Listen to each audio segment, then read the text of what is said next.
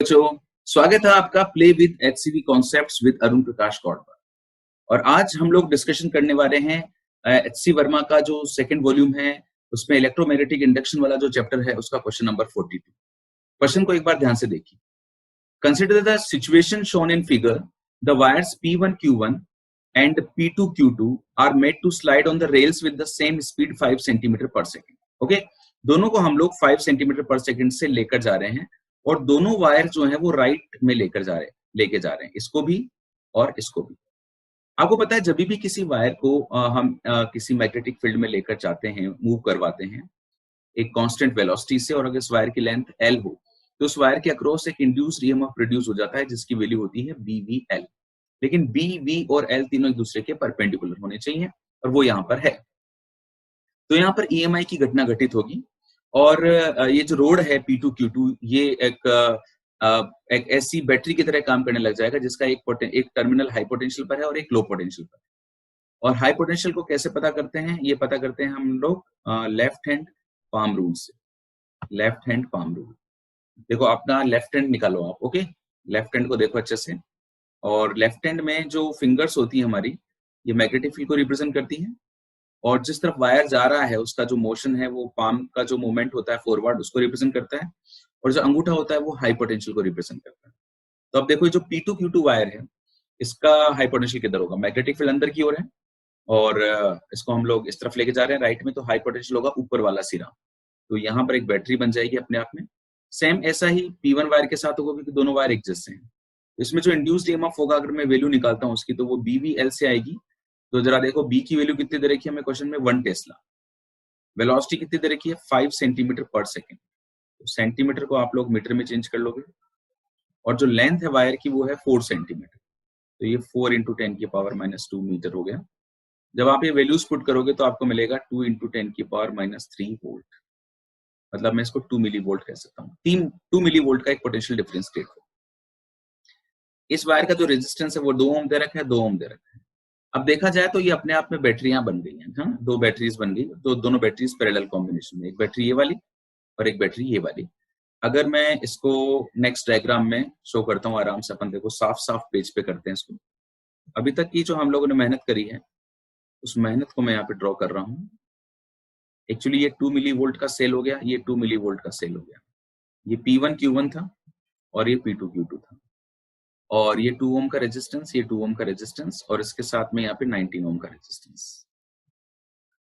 Okay, अब देखो 2 cell है बिल्कुल एक जैसे। जब 2 सेम एक जैसे सेल या 3 या 10 कितने भी सेल होते हैं, जब वो सेम एक जैसे सेल पैरेलल कॉम्बिनेशन में जुड़े होते हैं तो उनका नेट ईएमएफ किसी भी एक सेल के ईएमएफ के बराबर होता है।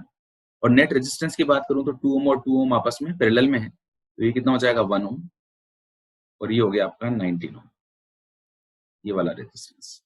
अब आपको सर्किट में करंट बतानी है, तो करंट कैसे बताई जाएगी? करंट ऐसे हाई पोटेंशियल से निकलेगी, इसमें यूं गई, यूं गई, यूं आई। तो करंट इज इक्वल टू होता है total voltage upon total resistance. So voltage is 2 milli volt and resistance is 19 और 1, ये दोनों सीरीज में हो गए। तो ये 2 मिली वोल्ट, इसको मैं -3 लिख देता हूँ, और ये 20।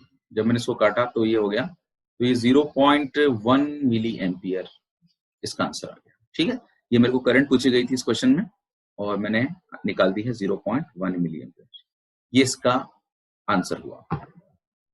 लेकिन इस क्वेश्चन का ये मैंने ए पार्ट करवाया है। अब जो बी पार्ट है इस क्वेश्चन का वो ये है कि if P1V1 moves toward left, अगर जो P1V1 है ये लेफ्ट में लेके जा रहे हो और P2Q2 को आप राइट में लेके जा रहे हो, तो फिर कितना करंट बहेगा?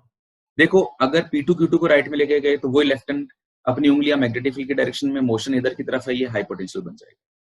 और अगर आप इसको लेफ्ट में लेके गए P1Q1 को, तो मैग्नेटिक फील्ड अंदर की तरफ और मोशन इधर लेफ्ट की तरफ, तो हाई पोटेंशियल नीचे वाला बन जाएगा।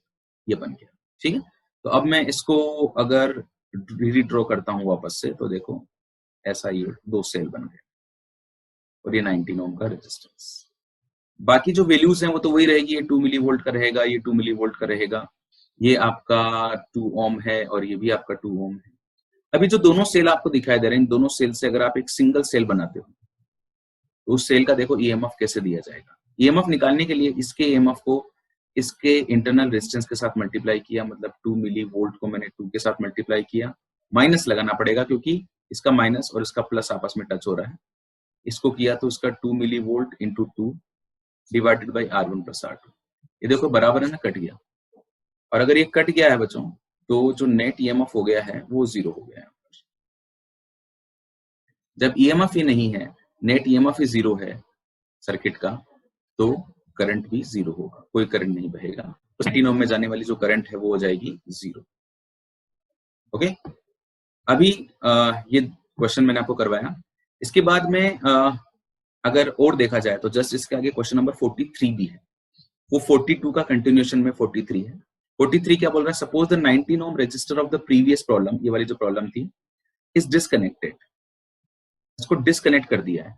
Find the current through the P2 Q2 in the two situations A and B। पहले वाली सिचुएशन लेते हैं A सिचुएशन क्या थी? दोनों वायर्स राइट में जा रहे हैं। मतलब आपने क्या करा है, आप सर्किट में से 19 ओम को हटा दिया, ये रिमूव कर दिया, इसको रिमूव कर दिया, इसको ऐसे मूव करवा रहे थे, इसको ऐसे मूव करवा रहे थे, तो जो अपना सर्किट था वो कुछ ऐसा बना हुआ था। ये सारी मेहनत तो अपन लोगों ने पहले कर ली थी। अब वो 19 ओम है ही नहीं, तो यही सर्किट बन गया। ये 2 मिली वोल्ट, ये 2 मिली वोल्ट, ये 2 ओम का और ये 2 ओम। अब आपसे पूछा गया है कि सर्किट में करंट कितनी, तो भाई अब ये दोनों जो आपको बैटरियां दिखाई दे रही हैं, ये दोनों बैटरीज कौन से कॉम्बिनेशन में आ गई? सीरीज कॉम्बिनेशन में। और उनके प्लस प्लस आमने सामने है, मतलब ये सीरीज कॉम्बिनेशन में तो है लेकिन अपोजिट फैशन में है। और आप लोग जानते हो कि जब दो बैटरीज अपोजिट फैशन में होती है तो नेट ईएमएफ होता है E1 माइनस E2। अब दोनों का जो ईएमएफ वो 2 मिली वोल्ट है, तो नेट ईएमएफ 0 हो गया। और नेट ईएमएफ 0 हो गया तो नेट करंट भी कितनी हो गई? 0 हो गई, कोई करंट नहीं बहेगी। ये मैंने ये वाला पार्ट सोल्व कर दिया। इसका दूसरा है सेकंड वाला पार्ट सोल्व करना है कि P1 Q1 को तो लेके जा रहे हो आप लेफ्ट में और P2 Q2 को लेके जा रहे हो आप लोग राइट में। तो जैसे अगर मैं इस सिचुएशन को ड्रॉ करता हूं तो ये आपका P1 Q1 था और ये P2 Q2 था। इसे आप लोग लेके जा रहे हो ऐसे और इसे लेके जा रहे हो आप ऐसे। जब हम यूं लेके जाएंगे तो देखो क्या होगा, पोलरिटी अगर मैं डिसाइड करूंगा तो ये इसकी पोलरिटी और इसकी पोलरिटी उल्टी आई थी, तो कुछ सर्किट ऐसा बना,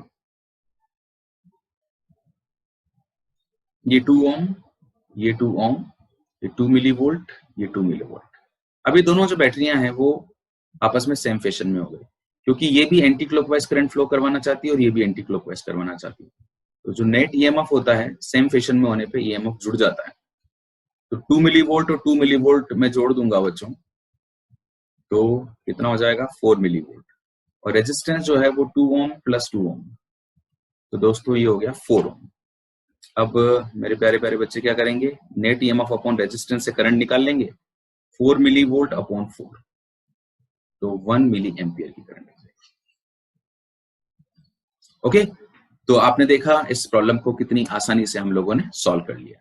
एचसी वर्मा बुक की और भी प्रॉब्लम्स के साथ अगर आपको सॉल्यूशन चाहिए तो जुड़े रहिए और देखते रहिए physics with Arun Gaur, with Arun Prakash Gaur.